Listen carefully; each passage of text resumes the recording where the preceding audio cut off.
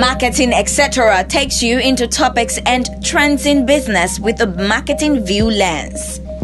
Join your host, Tokwe Ayedu, a multicultural and multi-industry marketing and business leader, as he dives into his vast and diverse network to go into conversation with thought leaders and experts in business and marketing. Listen to Marketing Etc. on your favorite podcast platform and watch on YouTube. It was the management guru Pt4 who said marketing encompasses the entire business. It is the whole business seen from the point of view of its final result, that is, from the customer's point of view. This is the philosophy I subscribe to.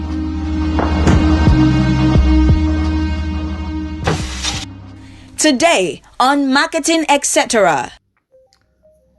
This episode of Marketing Etc. Is the final part of my conversation with Janet Milner Walker on the beauty industry. If you want to get the full gist, please listen to the previous 3 episodes. But today, we conclude our discussion on mergers and acquisitions and delve into the evolving purpose and utility of marketing media for beauty brands. Just come along with me. You know, it's interesting because I was going to ask you this question before when I look at these figures, 900 million, 1 point something billion and all that. I was going to say, are these brands really worth the valuation and what these bigger companies are paying for it? But then we're talking about either 532 billion market or a 4.2 trillion market. So then when you put it in that context, it's, and again, like we said, the strategic advantage that, these different acquisition and mergers will be bringing, then you could see that, it's worth paying that for them, But it also brings me back to where we started from when we're talking about the issue of natural, clean, sustainable, how, in the independent brands, will drive this more, and unquote, than the bigger players. Will you say with some of these acquisitions as well, it helps the bigger players to also stay on that path of? Yeah, so, I think it does provide. It's hard to say without being too specific, but it's, for some of them, maybe that is their strategic advantage because they don't have that within their own organization. So that actually provides them with the credentials they don't have by buying into a brand that is seen to be clean, green, vegan, has all these credentials all within their company. I do think some of these big organizations are going to have to integrate that into their supply chain and their ways of working moving forward in any case, because you can't just be seen to buying a brand to be the brand. You actually need to do all those things yourself throughout your organization as part of your brand values to actually, because it's about authenticity and transparency in the beauty industry. So consumers will still look at these organizations, and if they're not abiding by all these credentials that they say they have, people don't buy into whether they're being true to their values. But yes, it does give them access to that marketplace that they didn't have before. Okay, thanks, Janet. As you know, this show, this program is rightly titled Marketing Etc. And so we definitely have to talk about marketing.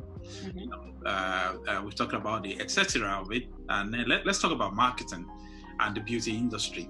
About 40% of the content on YouTube for skincare, for example, are focused on tutorials. TikTok and Instagram blowing up massively on influencers and and how that drives adoption and consumerism and all of that. So let's talk about marketing in this industry. What we used to know, what is happening now, and what you think will be the future of marketing. I've seen co-creation happening because of the, obviously social media and how it's changing the whole place. the beauty industry seems to be one industry that actually, leverage this quite well. Mm-hmm. Okay. So you and I both studied marketing, so it's a topic we're both passionate about. With marketing, as we both know, traditionally, when you work in a large organization, you build very big marketing campaigns. So you look at your marketing plan for the year, you look at your marketing strategy for the year, and then you build your campaigns accordingly across your various different marketing channels. So the bigger organizations are still doing this. Once again, what's changed is social media and affiliate marketing and influencers, and actually PR has changed a lot, because whereas PR used to be, a lot of it was about obviously print publications. That's now gone online. You still get the publications, but that's also gone online. So PR is no longer just magazines, but it's now also social media and content marketing and influencer marketing. And then of course you've also got talent agencies you work with as well, who represent all the talents. So when we look at indie beauty brands, because I work with a lot of startups as well. So when we're building a brand, we look at obviously their strategy, and we look at their customer base and how they're going to sell the product, and that's how we develop their marketing strategy. If they're selling into bricks and mortar, you still need your traditional campaigns. But obviously these campaigns are centered around all the trends we've already spoken about in terms of sustainability and clean beauty and ingredients. Then we also look at their online campaigns. So those online campaigns need to be supported by Facebook advertising, Instagram, Google AdWords, SEO, the traditional type of marketing, but also the content marketing. So the content, when we look at their content marketing, what's actually become really interesting in terms of content marketing is personal branding. So you've got personal branding. So you've got some beauty brands who are the face of their brand. So they are going out, they are creating these videos, sharing them across YouTube, doing Instagram lives, doing Facebook lives, doing podcast shows. But they also then looking at micro influencers perhaps to work alongside them and help them, as you say, co-create some of this content. And then you've got brands who are direct-to-consumer brands. And an example of this is a company called Absolute Collagen. So they started 3 years ago, and they're now worth 10 million. It's run from home, their business. It's collagen products, so it's products that you drink. So it's a supplement that you drink.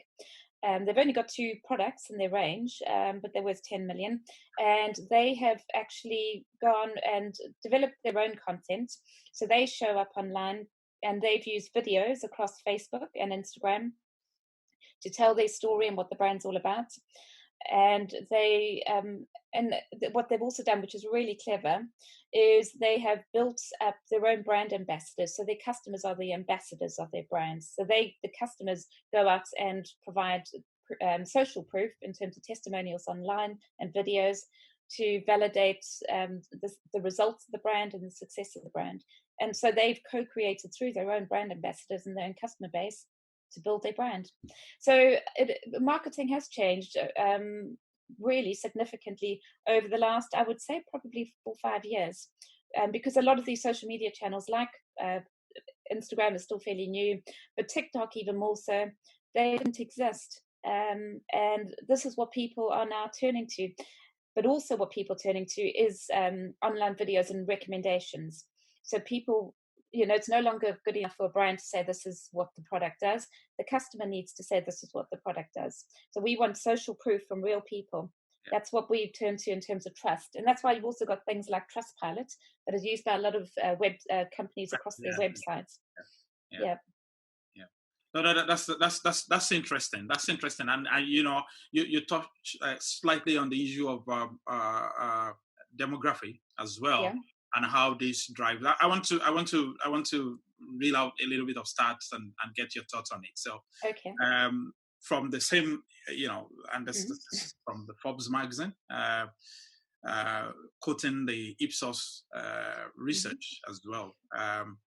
So it says women aged 65 and older will be the fastest growing female age segment through 2025, rising by 36%.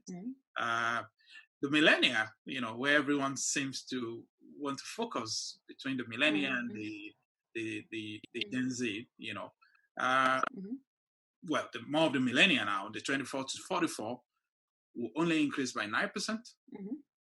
Interestingly, 18 to 24 will decline slightly by 1%. Mm-hmm. Now, as far as, product consumption and usage is concerned in this category, there is definitely a lot that comes from recommendation, seeing people using it and hearing their testimonies and all of that. And it seems that, product today are not going so much for the demography of women that's going to be the fastest growing. Well, actually, that is beginning to change now. You're quite right. So people are living longer and probably having fewer children. And also, as you age, and a lot of women have high disposable income, and obviously want to take it. So as we live longer, we also want to look good for longer as well. So we want products. So you have seen brands emerging. So you've seen certainly in the supplement markets, there's a lot of supplements that are emerging that contain collagen, which is obviously good for your skin, your hair, and your nails. And so women over the age of 50 plus are turning to things like natural ingredients and supplements as well, collagen-based products. There's also products for women in terms of skincare products and hair care products for women who are obviously going through menopause or post-menopause. So that's a big trend in the marketplace as well. And then skincare, as I said earlier, is changing because previously we bought skincare based on our age or on the type of skin we had. Now we're buying skincare as it emerges more and more is about bespoke skincare. So where you have got more disposable income, you are going to be turning to products that are personalized to your needs. And you're going to be looking for products that deliver results specifically for you and not just general products. So we have noticed certainly from 2020 that that's becoming more and more of a sector of the marketplace that people are focusing on, and they're bringing out lots of different wellness products. But remember, we talked about a 4.2 trillion size market as well. So it's not just about the skincare or the hair care products. A lot of it is about fitness and nutrition as well. So there's lots of brands emerging in that side that are focusing on, and there are also a lot of brands focusing on women in general from a mental health perspective. So all of this is about your well-being as well. Yeah. That interesting. There was a particular case you gave when you were talking just a few minutes ago. I lost the name of the brand now, but they are more into collagen. Absolute Collagen. Absolute Collagen. What jumps in my mind when you said that is about within the context of product development, how it's now possible to innovate and come to market faster, driven by social media to engage, co-create, derive insights from the marketplace, engage the consumer, and actually deliver the product, using technology and and all of that. Would you say the entry barrier to the beauty industry is becoming lower and lower? I certainly think so. So what's certainly changed over, I would say, once again, probably the past 5 years, also due to technology, is when we know beauty brands going back 10 years ago, you needed to have a large marketing budget, probably to do print advertising and television advertising. You needed to have the skill base, which you might not have had access to before if you've never done this before. You needed to work with a contract manufacturer and develop fairly large minimum order quantities in terms of packaging and formulations to launch the brand. So all of those things cost a lot of money if it's something you haven't done before and you're not a large organization. Now there are people are experiencing portfolio careers. So people might have 3 or 4 jobs, not necessarily because they looking for extra income, although they could be, but also because they have diversified interests. So people, have a day job, but they also do something in the evening. And quite a lot of the people I work with have more than one company. They're writing a book, they're bringing up children, or they have a full-time job working for a big consultancy, but they're also developing their own idea in the evenings. And what's changed in terms of the barriers to entry are we now have greater access to information online. So people are going online, they're learning how to develop products, or they're finding information that helps them to develop their product range. They can launch a brand online direct to consumer without having to go into retail. Some of them are learning to formulate their products, so the minimum order quantity barrier has been lowered, or they're finding contract manufacturers they can work with who produce lower volumes. So all of these things mean that as a brand, you don't necessarily need 250, 500,000 pounds to launch with. You might need that as you scale up, but you can launch in a smaller way and directly to your customer. Yeah. So it has changed a lot, and that's why you see all these indie beauty brands emerging. Is that a danger for us marketing people or an opportunity for us?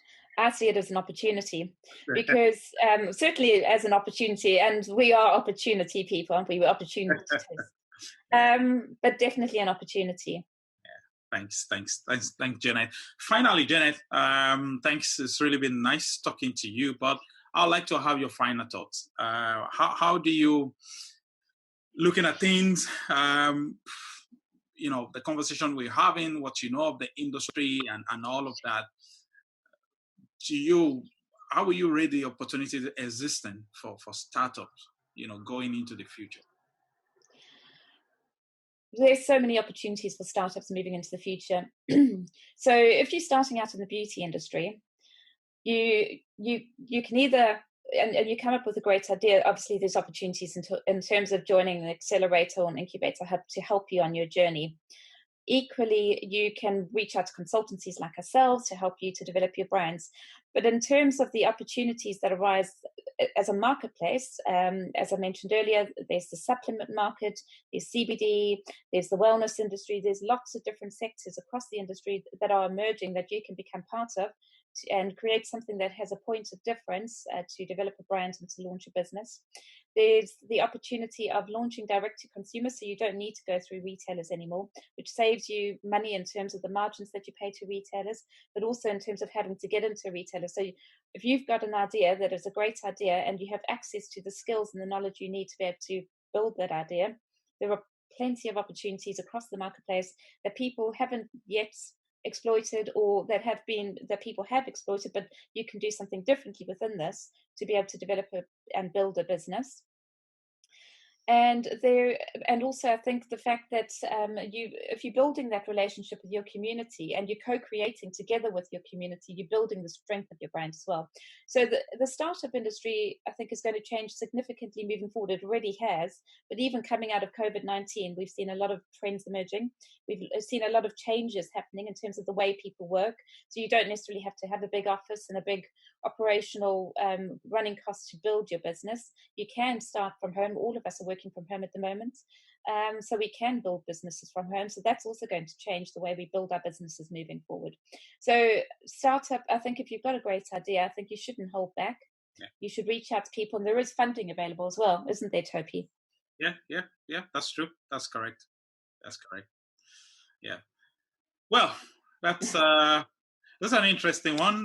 Really enjoyed talking to you, Janet. I probably, believe you've given me hope as well to think through and see whether there is some ingredient from my village that can, and I'll talk to you. And, on a more serious note, if you want to reach out to Janet, you can visit www.bespokeadvantage.com and contact Janet from there, and she'll be more than willing to help you bring your brand alive. So, Janet, really thank you for coming on Marketing Etc. It's been nice talking to you, and I'm sure we're going to be talking about other things again sometimes in the future. So thank you very much, Janet. Topi, thank you very much. It's been a pleasure. Thank you. Enjoy your weekend. It's a wrap on this edition of Marketing Etc. Remember to subscribe on your favorite podcast platform and on YouTube to be notified of new editions as they come on.